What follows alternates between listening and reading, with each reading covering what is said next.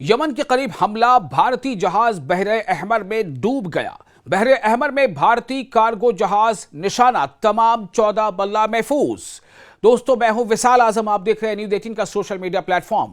یمن کے ساحل کے قریب تجارتی جہاز پر حملہ ہوا ہے۔ بھارت کی شدید مذمت ہوئی ہے، یعنی بھارت نے اس حملے کی شدید مذمت کی ہے، اسے کنڈیم کیا ہے۔ یمن کے قریب بحر احمر میں ایک بھارتی پرچم بردار تجارتی جہاز MSV فائز نور اولیا حملے کا نشانہ بننے کے بعد ڈوب گیا ہے۔ بھارتی حکومت کے مطابق جہاز کو ایک پروجیکٹائل یا دھماکہ خیز حملے سے نشانہ بنایا گیا، جس کے بعد وہ الٹ کر سمندر میں ڈوب گیا۔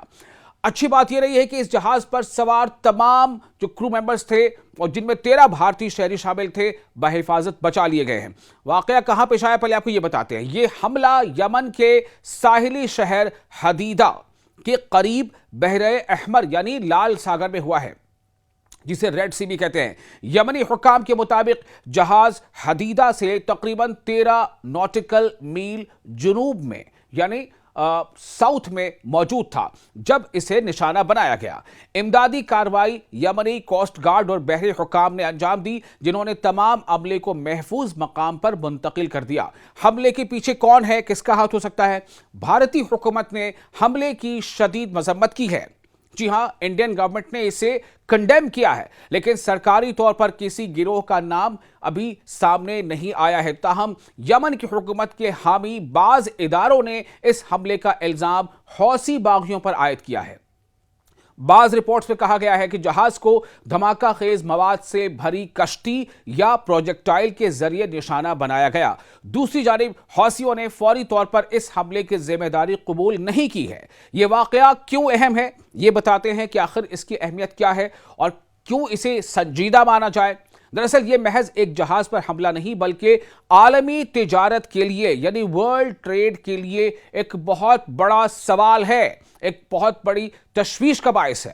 بحر احمر یعنی ریڈ سی یعنی لال ساگر اور باب المندب کی آبی گزرگاہ واٹر ویز دنیا کی اہم ترین تجارتی راہداریوں میں شمار ہوتی ہے۔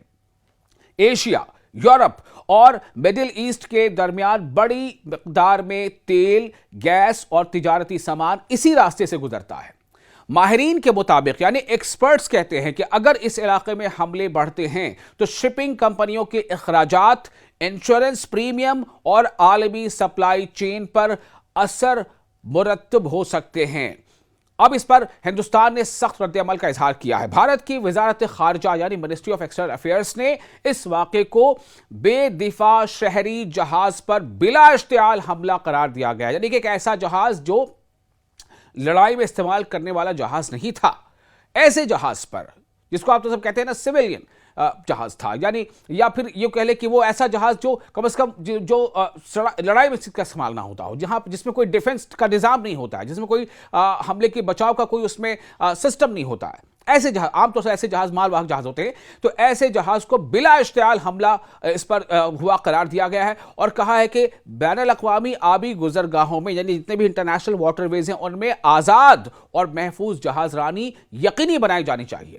بھارتی وزیر شپنگ سربانند سونووال نے بھی حملے کی مذمت کرتے ہوئے اس کی تصدیق کی ہے کہ تمام بھارتی ملاح محفوظ ہیں اور حکومت ان کی واپسی اور سلامتی کے لیے یمنی حکام سے رابطے میں ہے۔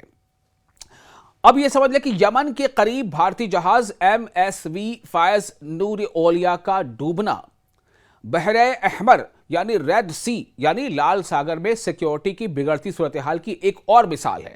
اگرچہ تمام ملاح محفوظ ہیں، سرکشت ہیں، لیکن یہ واقعہ عالمی تجارت، ورلڈ ٹریڈ اور سمندری سلامتی کے حوالے سے نئے سوالات کھڑے کر رہا ہے، خاص طور سے ایسے وقت میں جب خطے میں کشیدگی یعنی تناؤ پہلے ہی بلند سطح پر ہے۔ آپ کو یہ ویڈیو کیسا لگا؟ آپ اپنے تاثرات ہمیں کامنٹ باکس میں شیئر کر سکتے ہیں۔ ویڈیو اچھا لگا ہو تو لائک اور شیئر ضرور کریں۔